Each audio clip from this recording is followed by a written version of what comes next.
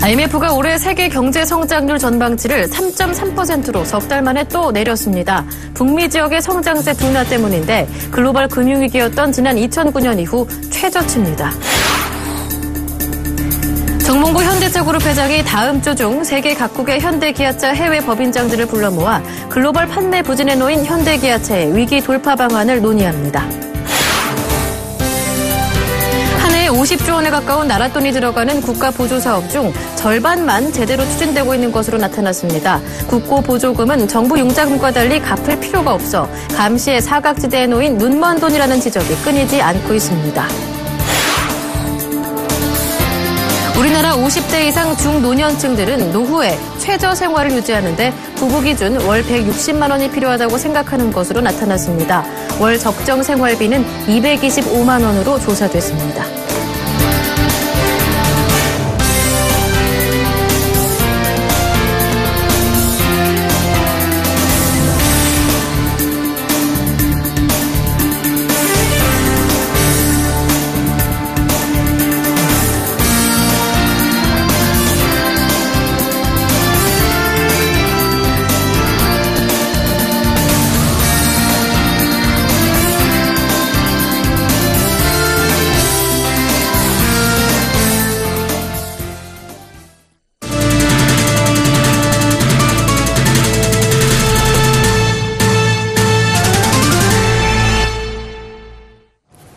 여러분 안녕하십니까? 7월 10일 금요일 센 경제 현장 오늘의 주요 뉴스입니다. 국제통화기금 IMF가 올해 세계 경제 성장률 전망치를 3.3%로 하향 조정했습니다. 북미 지역의 지난 1분기 성장이 예상 밖으로 저조했던 것이 영향을 미쳤습니다. 정한희 기자가 전합니다. 국제통화기금 IMF가 올해 세계 경제 성장률 전망치를 석 달 만에 또다시 내렸습니다. IMF는 올해 세계 경제 성장률을 지난 4월 전망했던 3.5%에서 0.2%포인트 낮춘 3.3%로 예상했습니다. 이 같은 전망은 글로벌 금융위기 여파로 제로 성장률을 보였던 지난 2009년 이후 가장 낮은 수치입니다. 세계 경제는 2010년에 5.4%, 2011년에 4.2% 성장한 데 이어 2012년부터 3년 연속 3.4%의 성장률을 보이고 있습니다. IMF의 전망대로라면 세계 경제는 올해 6년 만에 가장 저조한 성장을 할 것으로 예상됩니다. IMF가 이처럼 성장률을 하향 조정한 데는 무엇보다 미국과 캐나다의 1분기 실적이 저조했기 때문입니다. 올해 미국의 성장률은 지난 4월에 전망했던 것보다 0.6%포인트 낮은 2.5% 성장에 그칠 것으로 전망됐습니다. 유로존은 올해 그리스 사태에도 불구하고 유로존의 내수가 회복되고 물가가 상승하는 흐름을 보인다며 지난 전망치인 1.5% 성장을 유지했습니다. IMF는 최근 증시가 30% 이상 빠진 중국의 증시 폭락과 그리스 사태가 세계 경제에 미칠 영향은 그리 크지 않을 것으로 내다봤습니다. IMF는 중국의 증시 규모가 중국 경제력과 비교할 때 크지 않은 데다 증시 폭락은 주요 거시경제 이슈가 아니라며 중국의 올해 성장률을 6.8%로 유지했습니다. 그리스 경제 역시 유로존 경제의 2%를 차지할 뿐이라며 현재 채무 위기가 다른 나라에 미칠 영향은 적다며 전체적인 세계 경제 전망의 윤곽은 크게 변하지 않았다는 입장을 보였습니다. 하지만 중국의 성장률 둔화와 금융시장 변동성 증가, 달러화 강세 등은 세계 경제의 단기적인 위험 요인이라고 진단했습니다. 따라서 IMF는 세계 경제 성장을 위해 각국이 완화적 통화 정책을 유지하고 확장적 재정 정책 추진과 구조개혁의 노력 등이 필요하다고 조언했습니다. IMF는 지난 4월 우리나라의 성장률을 3.3%로 전망했었는데 이번 발표에선 언급하지 않았고 내년의 세계 경제 성장률 전망치는 기존의 3.8%를 유지했습니다. 서울경제TV 정한입니다. 정몽구 현대차그룹 회장이 글로벌 판매 감소로 어려움을 겪고 있는 현대기아차의 위기 정면 돌파에 나섰습니다. 정 회장은 다음 주 초 서울 양재동 본사에서 현대기아차 최고위 경영진과 주요 해외 법인장 60여 명을 소집해 해외 법인장 회의를 개최합니다. 정훈규 기자가 보도합니다. 정몽구 현대자동차그룹 회장이 다음 주 중 세계 각국의 현대기아차 해외 법인장 60여 명을 한국에 불러 모읍니다. 그리스 사태와 브라질, 러시아 등 신흥시장 침체, 엔저 등으로 갈수록 어려워지는 판매 실적을 개선하기 위한 전략을 마련하기 위한 자리입니다. 정 회장이 직접 주재하는 현대기아차 해외법인장 회의는 매년 7월과 12월 두 차례 정기적으로 열리는 행사입니다. 이번 행사는 현대차그룹이 안팎으로 처한 어려운 상황을 고려할 때 어느 때보다 긴장감 있게 진행될 것으로 예상됩니다. 현대기아차는 올 상반기 국내 시장에서 지난해 상반기보다 2.4% 증가한 판매 실적을 거뒀습니다. 반면 해외 시장 판매량은 3.2% 감소했습니다. 이로써 올 상반기 국내외 전체 판매량은 394만 6천여 대로 지난해 같은 기간보다 2.4% 줄었습니다. 정몽구 회장이 올 초 제시한 연간 판매 목표는 820만 대였습니다. 지난달까지 410만 대가량을 팔아야 했지만 상반기 실적은 목표에 미치지 못한 것입니다. 현대기아차는 올 들어 해외 시장 곳곳에서 어려움을 겪고 있습니다. 미국에서는 올 상반기에 자체 사상 최대 판매 실적을 올렸지만 다른 경쟁업체들보다 성장률은 낮았습니다. 브라질과 러시아 등 신흥시장에서는 상대적으로 선방하고 있지만 헤아라와 루브라 같이 하락으로 팔면 팔수록 손해가 나는 구조가 이어지고 있습니다. 중국 시장의 상황은 더욱 어렵습니다. 현대기아차의 지난달 중국 공장 판매량은 지난해 같은 기간보다 각각 30.8%, 26.5% 급감했습니다. 중국 경기 침체와 경쟁업체들의 가격이나 공세, 주요 차정의 노후화 등이 복합적으로 작용한 결과로 풀이됩니다. 특히 경기 부진 여파로 중국 소비자들이 값싼 자동차를 선호하고 있어 글로벌 업체의 차량보다 최대 40%나 저렴한 중국 토종 SUV의 약진도 위협 요인입니다. 하반기에도 현대기아차를 둘러싼 대외 여건이 개선될 것으로 기대하기는 어려운 만큼 정몽구 회장은 이번 해외 법인장 회의에서 신차 출시와 현지 맞춤 전략을 통한 위기 정면 돌파를 강도 높게 주문할 것으로 보입니다. 서울경제TV 정훈규입니다. 15년 만에 추진되는 서울과 제주 시내 신규 면세점 사업자 4곳이 선정됐습니다. 관세청은 오늘 인천공항세관 수출입 통관청사 대강당에서 서울과 제주에 들어설 시내 면세점 4곳의 특허 심사 결과를 발표했습니다. 서울 시내 면세점 사업에 출사표를 던진 7개 대기업 중 황금티켓 2장은 HDC 신라 면세점과 한화갤러리아에게 돌아갔습니다. 중소 중견기업을 대상으로 한 제한 입찰인 서울 지역 한 곳에는 총 14개 기업이 참여한 가운데 서울 인사동을 입지로 내세운 하나투어의 SM 면세점이 선정됐습니다. 역시 한 곳을 뽑는 제주 지역 중소기업 면세점 부문에서는 3개 기업이 경쟁해 제주관광공사가 특허권을 획득했습니다. 용산에 위치한 아이파크몰을 입지로 선정한 HDC 신라 면세점은 국내 최대 크기의 매머드급 면세점을 세웁니다. 63빌딩을 부지로 선정한 한화갤러리아는 63빌딩 면세점 3층 전체를 100개 이상의 국내 중소 중견 브랜드로 구성할 계획입니다. 한 해에 50조 원에 가까운 나라 돈이 들어가는 국가 보조 사업 중 절반만 제대로 추진되고 있는 것으로 나타났습니다. 기획재정부가 발표한 올해 국고 보조 사업 운용 평가를 보면 민간위원으로 구성된 평가단은 올해 평가 대상에 오른 국고 보조 사업 1,422개 가운데 51.6%만 정상 추진되고 있다고 분석했습니다. 국고 보조금은 한 해 예산의 15%를 차지할 만큼 늘어났지만 정부 융자금과 달리 갚을 필요가 없다 보니 감시의 사각지대에 놓인 눈먼 돈이라는 지적이 많았습니다. 기재부는 다른 부처에서 평가를 진행하는 사업을 제외한 49조 원 규모의 1,422개 사업을 대상으로 전수평가를 진행했고 민간위원으로 구성된 평가단은 올해 예산 1,213억 원을 받아간 국고 보조 사업 65개를 폐지하라고 권고했습니다. 평가단은 권고한 대로 국고 보조 사업을 폐지 감축할 경우 내년에는 8천억 원, 오는 2017년 이후에는 1조 원 등 모두 1조 8천억 원의 보조금을 줄일 수 있다고 분석했습니다.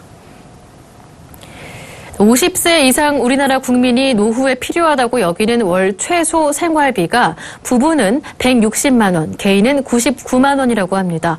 그럼 적정 수준으로 생활하기 위해 필요하다는 비용은 얼마나 될까요? 양한나 기자가 취재했습니다. 우리나라 만 50세 이상 국민이 노후가 왔다고 느끼는 시기는 기력이 떨어지기 시작할 때, 연령으로 따지면 평균 68세라고 합니다. 그렇다면 이들이 노후에 필요하다고 여기는 생활비는 얼마나 될까요? 국민연금연구원이 조사한 결과 만 50세 이상이 노후의 최저 생활을 유지하는 데 필요하다고 생각하는 한 달 생활비는 부부 기준 160만 원, 개인 기준 99만 원입니다. 적정 수준의 생활을 위해서는 부부는 225만 원, 개인은 142만 원 정도가 필요하다고 여깁니다. 특히 부부 기준 최소 생활비는 조사를 시행한 후 5년째 꾸준히 증가하고 있습니다. 주목할 점은 이들 중 절반은 독립적인 경제력을 갖추지 못하고 있다는 겁니다. 이미 노후에 들어선 사람들은 자식과 친척에게 받는 생활비와 용돈을 가장 선호했고, 노후에 아직 진입하지 않은 사람들 중 80%는 노후 대비를 하지 않고 있다고 답했습니다. 실제 노후에 들어서면 경제적 어려움에 빠질 수 있는 사람들이 매우 많다는 것을 알 수 있습니다. 이 같은 소식에 네티즌들은 당황스럽다는 반응을 보이고 있습니다. 조사 결과대로라면 죽을 때까지 최저시급 기준 하루 8시간씩 주 40시간은 일해야 한다.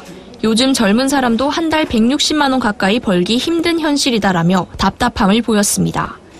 일부는 그래서 국민연금 올려야겠다는 소리냐며 조사를 진행한 기관에 대한 의구심을 품기도 했습니다. 해당 조사는 국민연금공단 산하의 국민연금연구원이 시행한 것입니다. 이들은 우리나라 중고령층의 노후 준비와 생활 실태를 파악하고자 만 50세 이상 가구원이 있는 전국의 5,110가구를 대상으로 2005년부터 경년으로 조사를 시행해오고 있습니다. 노후에 매달 최소 생활비인 160만 원을 확보하기가 어려운 가구들이 많습니다. 정년 연장은 물론 노년층 일자리를 늘리고 사회 안전망을 확충하는 정책적 노력이 필요한 시점입니다. 서울경제TV 양한나입니다. 올해 상반기 상승 인류를 달리던 중소형주와 제약바이오주가 약세로 돌변하면서 중소형주 펀드와 헬스케어 펀드도 된서리를 맞았습니다. 상장 주주 펀드를 제외하고 설정액 10억 원 이상 펀드를 대상으로 조사한 결과 9일 기준 성장형 중소형주 펀드와 헬스케어 펀드는 최근 일주일간 각각 4.13%, 3.51%의 평가 손실을 냈습니다. 성장 주식형인 미래에셋 한국헬스케어 증권자 펀드의 일주일간 수익률은 마이너스 8%를 나타냈으며 인덱스 주식형인 동부바이오 헬스케어 펀드도 최근 일주일간 7.2%의 손실을 기록했습니다. 어제 장중 국내 증시에서 코스피 2000선, 코스닥 700선이 깨지는 등 지수가 출렁였고 중소형주와 제약바이오, 화장품 등 주도주들이 줄줄이 하락하면서 수익 방어가 쉽지 않았던 탓입니다. 전문가들은 증시가 당분간 급등락을 거쳐 안정을 찾으면 중소형주 펀드와 헬스케어 펀드도 수익을 회복할 수 있다며 잠시 조정 장세를 피하라고 조언했습니다. 의료비 중 건강보험 급여비가 차지하는 비중을 나타내는 건강보험 보장률이 2013년까지 4년째 하락한 것으로 나타났습니다. 국민건강보험공단에 따르면 2013년도 건강보험 보장률은 전년보다 0.5%포인트 하락한 62.0%였습니다.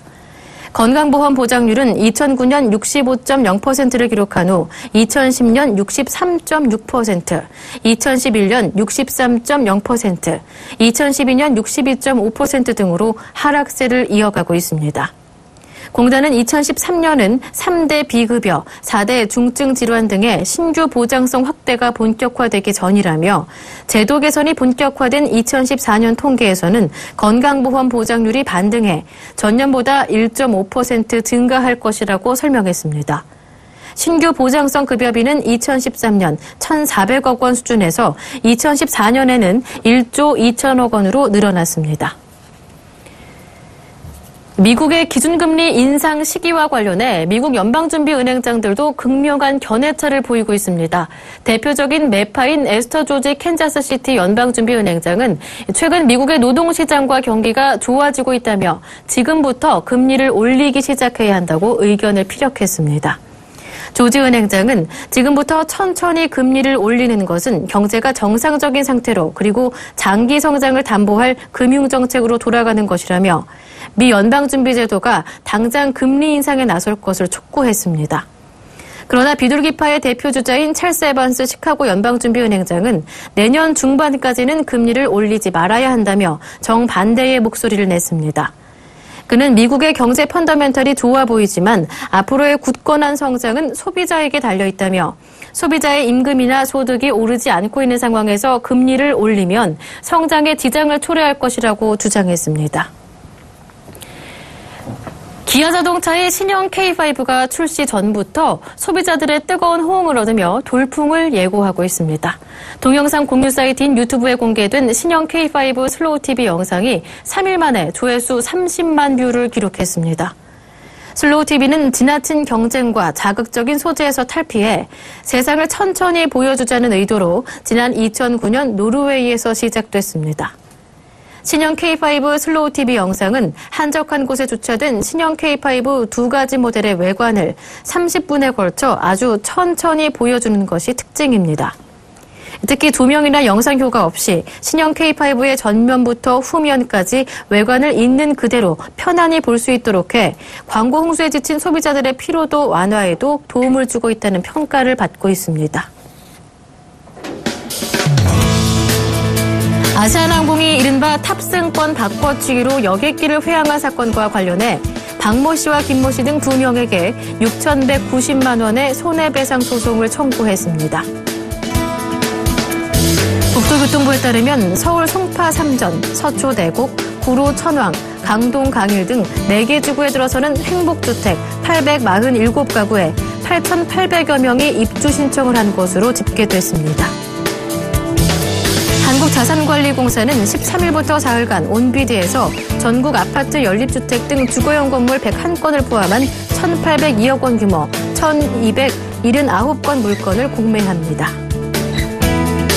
한국도로공사는 이번 주 토요일인 11일 전국 고속도로 교통량이 440만 대로 지난주 432만 8천 대보다 늘어날 것으로 예상했습니다.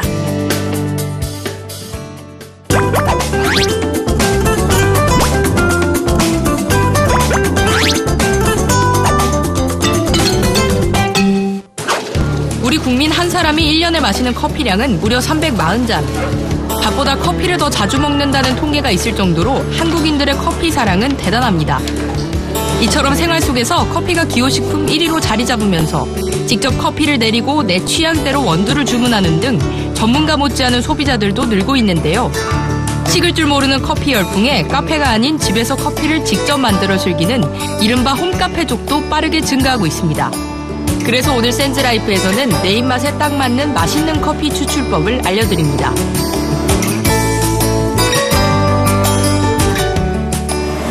원두부터 로스팅 기계까지 커피의 모든 것이 한자리에 모여 진한 향기를 뿜어냅니다.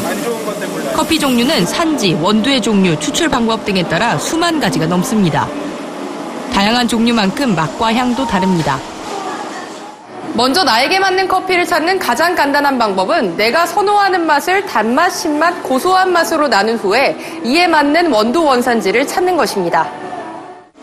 커피의 맛은 크게 3가지로 나눌 수 있는데 원산지에 따라 맛도 각양각색입니다. 과일 향기나 꽃향기가 어우러진 상큼한 향을 느끼고 싶을 때는 아프리카산 커피를, 부드럽고 고소한 맛, 마일드한 느낌을 느끼고 싶을 때는 라틴 아메리카산 커피, 깊은 향과 무겁고 중후한 느낌을 즐기고 싶을 때는 인도네시아산 커피를 드시면 좋습니다. 원두를 사기 전 원두의 맛과 향미를 체크하는 커핑 테스트를 해보는 것도 큰 도움이 됩니다. 커핑 테스트는 원두를 갈아서 컵에 넣고 물을 부은 뒤 물 위로 떠오른 가루는 걸러낸 후 커피액을 마셔보는 과정으로 이를 통해 커피에 포함된 향미와 맛을 구별하는 방법을 알 수 있습니다. 요즘에 커피 가공 기술이 상당히 늘었기 때문에 다양한 커피 산미와 향미를 느낄 수 있는 그런 커피를 찾는 분들이 상당히 늘었기 때문에 현재 다양한 대륙의 커피를 구비하고 있습니다. 커피를 고르고 나면 다음으로 신경 써야 하는 것은 바로 끓이는 방법입니다. 추출된 커피의 맛이 달라지는 포인트는 원두의 상태, 분쇄된 원두 입자의 크기, 물온도, 추출 시간으로 나뉘게 됩니다. 신선도가 생명인 원두는 볶은 후 14일 이내, 갈아낸 후에는 3시간 이내가 가장 신선한 상태입니다. 물의 온도는 섭씨 88도에서 96도로 맞추는 것이 가장 좋습니다. 가정에 온도계가 없다면 끓는 물을 핸드드립 주전자에 부었다가 다시 포트에 옮기는 과정을 2번 반복하면 90도 정도의 온도를 맞출 수 있습니다. 걸러낸 후에는 30분 이내로 마셔야 가장 좋은 커피 맛을 즐길 수 있습니다.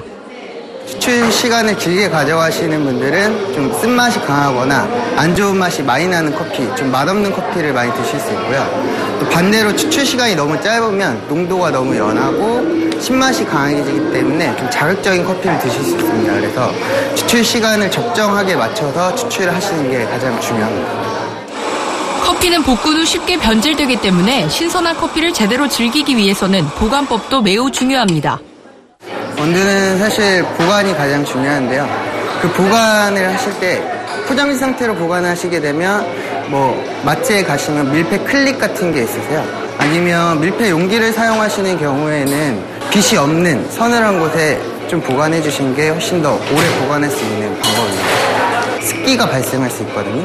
습기는 이제 커피에서 굉장히 안 좋은 조건이기 때문에 냉장 보관은 피해 주시는 게 좋습니다.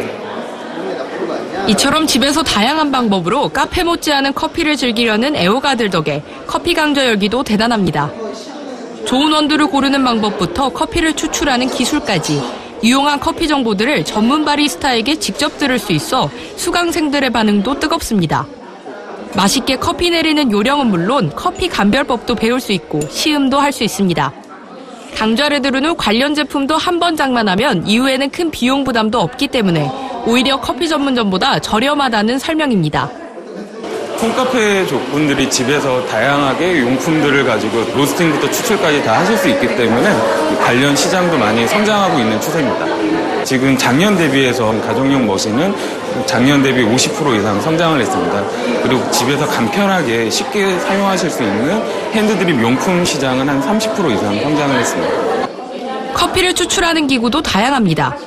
모카포트는 포트에 물을 붓고 원두가루를 필터에 채워 넣은 뒤 불에 올려 가열하는 직화식 에스프레소 추출 기구입니다. 고가의 에스프레소 머신 없이도 추출한 커피를 카페라떼나 카페 모카 등 다양한 메뉴에 응용할 수 있습니다. 사이폰은 알코올 램프에 불을 붙이면 유리고가 가열되면서 커피가 추출됩니다. 마치 과학 실험실의 모습을 연상케 하는 기구입니다. 프렌치 프레스는 간편하게 커피를 내려 마실 수 있어 홈카페족들 사이에서 가장 인기가 많습니다. 커피 전문점에서 마시는 식상한 커피 대신 집에서 내 입맛에 따라 직접 즐기는 개성이 뚜렷해지고 있습니다. 커피를 깊이 있게 즐길 줄 아는 시대, 커피가 우리 생활 속까지 깊숙이 파고들고 있습니다. 서울경제TV 한지입니다.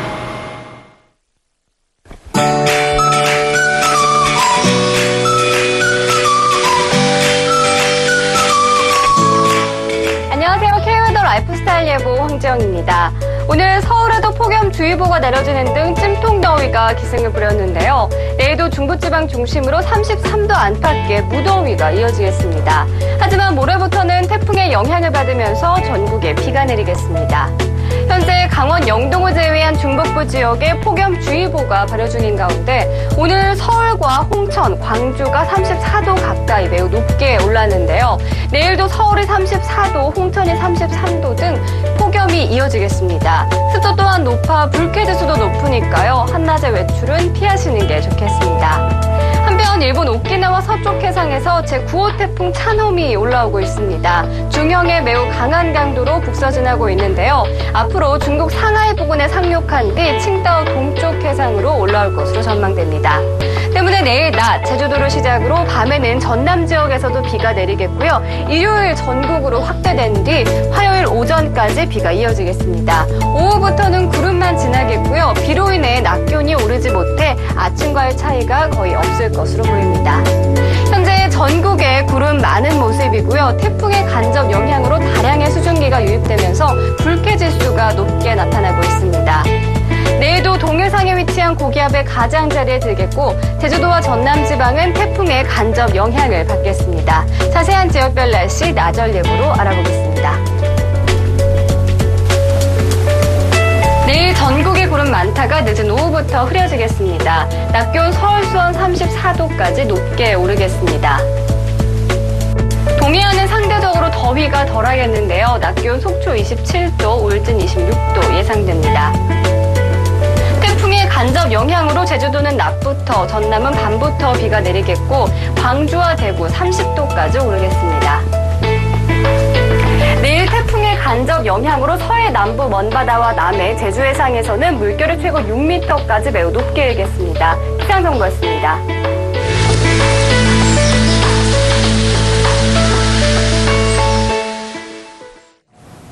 올해 처음으로 오늘 서울에 폭염주의보가 내려졌습니다. 일요일에야 비가 예상돼 내일까지는 찜통더위가 이어질 것으로 전망되는데요. 이렇게 더울 때는 오전 10시에서 오후 1시 사이 외출을 자제하신다면 폭염으로 인한 건강 피해를 많이 줄일 수 있으니까요. 참고하시기 바랍니다.